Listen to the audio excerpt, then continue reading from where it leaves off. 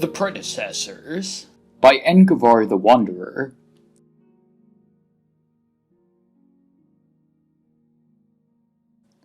The ancient ruins that dot the countryside are a familiar sight to the inhabitants of the Shivering Isles, so familiar that their true significance has escaped notice of most, until now.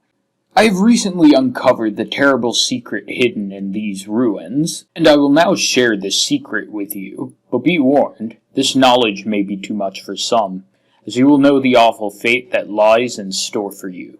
You will be powerless to do anything to prevent it. If you are strong enough of mind to withstand the psychic shock of having your grim future laid bare, read on.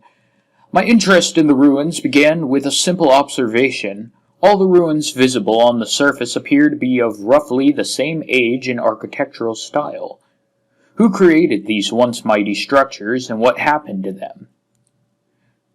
Further investigation revealed an even stranger truth. Although the ruins superficially all appear to derive from the same era, they are in fact of wildly differing ages.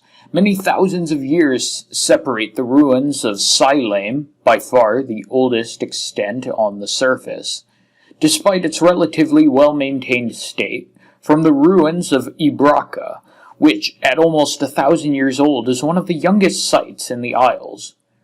For those who would dismiss this conclusion, I invite you to visit the ruins and examine the evidence for yourselves. The depth of strata covering the buried portions of the structures, the weathering of the exposed stone, the growth of vegetation on and around the structures, etc. I've compiled the evidence in a separate monograph, dating the predecessor ruins, shocking new evidence comprehensively explained, which is presently unpublished, though I will gladly make it available for those scholars wishing to delve further into the minutiae of this subject. Once I began to accurately establish the dates of the various ruins, a disturbing pattern emerged. The ruins fell into distinct periods, each period separated by exactly 1,000 years from the other, although Silarn remains the exception, being many thousands of years older than the next extant ruin, suggesting only that the ruins from many earlier eras lie waiting to be discovered or have been lost to the ravages of time. What could account for this process of destruction repeating itself every 1,000 years without fail?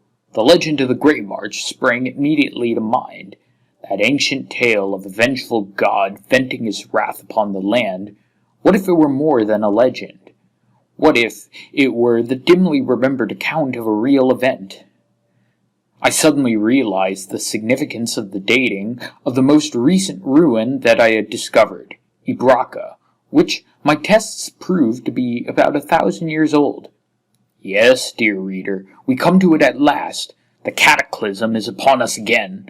I have dated the ruins of Ibraca to great accuracy. I know the very year of our doom. I refrain from publishing the exact date, as this knowledge is a terrible burden that I would not inflict on others. For a long time I hesitated from issuing even this general warning, fearful of inciting panic or despair, but I have concluded that it is better to have time to prepare for the end in whatever way one sees fit, than to have it thrust upon them unawares. I no longer doubt the legend of the Grey March is based on historical events, and that the last days of our civilization will be terrible. The blasted and tumbled stones of the mighty cities of bygone eras are testament enough to that. But I find it strangely comforting to know that our end is already written in the stones of our predecessors, and that struggling against our doom is as pointless as shouting against the incoming tide. I hope that at least a few of my readers will find equal solace in this bleak foreknowledge.